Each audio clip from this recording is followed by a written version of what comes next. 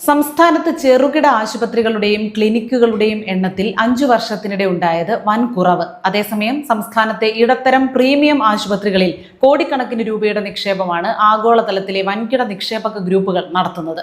Medical ടൂറിസത്തിന് അനുയോജ്യമായ ഇടമാണ് കേരളം എന്ന വിലയിരുത്തലിലാണ് ഇവിടെ കൂടുതൽ ആശുപത്രികൾ കെട്ടിപ്പൊക്കാനും നിലവിലുള്ളവയിൽ കൂടുതൽ നിക്ഷേപം നടത്താനും ബഹുരാഷ്ട്ര കമ്പനികളെ പ്രേരിപ്പിക്കുന്നത്.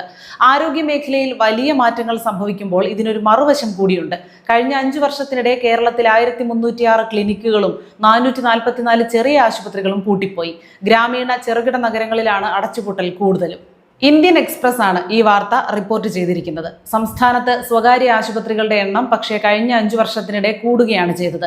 2021 3677 സ്വകാര്യ ആശുപത്രികളാണ് ഉണ്ടായിരുന്നത്. ഇത് 5402 ആയി ഉയർന്നു. ഇടത്തരം ഹോസ്പിറ്റലുകളുടെ എണ്ണം ഉയർന്നെങ്കിലും ചെറുകിട ആശുപത്രികൾക്ക് പിടിച്ചു നിൽക്കാൻ സാധിക്കാത്ത അവസ്ഥയുണ്ടായെന്ന് കണക്കുകൾ വ്യക്തമാക്കുന്നു.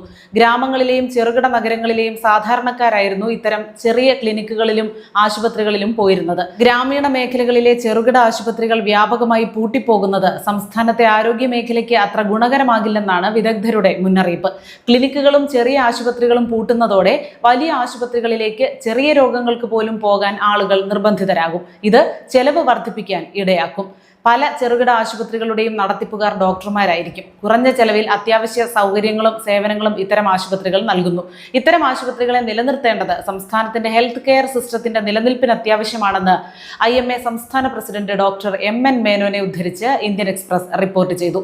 കഴിഞ്ഞ 5 വർഷത്തിനിടെയാണ് അടച്ചുപൂട്ടലിന്റെ വേഗത വർദ്ധിച്ചത്. 2016-21 കാലഘട്ടത്തിൽ 148 ക്ലിനിക്കുകളും 262 ചെറുകിട ആശുപത്രികളും മാത്രമാണ് പൂട്ടിപ്പോയത്. എന്നാൽ 2021 ശേഷം അടച്ചുപൂട്ടലിന്റെ വേഗത കൂടി.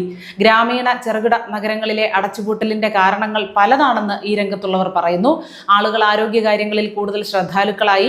ചെറിയ രോഗങ്ങൾക്ക് പോലും സ്പെഷ്യലിസ്റ്റ് ഡോക്ടർമാരെ കാണുന്നത് പതിവായി. മാത്രമല്ല, ഗ്രാമീണ മേഖലകളിൽ നിന്ന് വിദേശ കുടിയേറ്റവും നഗരങ്ങളിലേക്കുള്ള പറിച്ചുനടലും വർദ്ധിച്ചു. ചെറുകിട ആശുപത്രികളിൽ ജോലി ചെയ്യാൻ മുമ്പത്തെ പോലെ ജൂനിയർ ഡോക്ടർമാർക്ക് താല്പര്യമില്ലാത്തതും പ്രവർത്തനത്തെ ബാധിക്കുന്നു. ചെറുകിട ആശുപത്രികൾ നിലനിൽക്കേണ്ടത് സംസ്ഥാനത്തിന്റെ ആരോഗ്യ മേഖലയ്ക്ക് നിർണായകമാണെന്ന് തന്നെയാണ് വിദഗ്ധർ പറയുന്നത്. അല്ലാത്തപക്ഷം മധ്യവർഗത്തിന്റെ ആശുപത്രി ചെലവുകൾ താങ്ങാനാകാതെ വരും.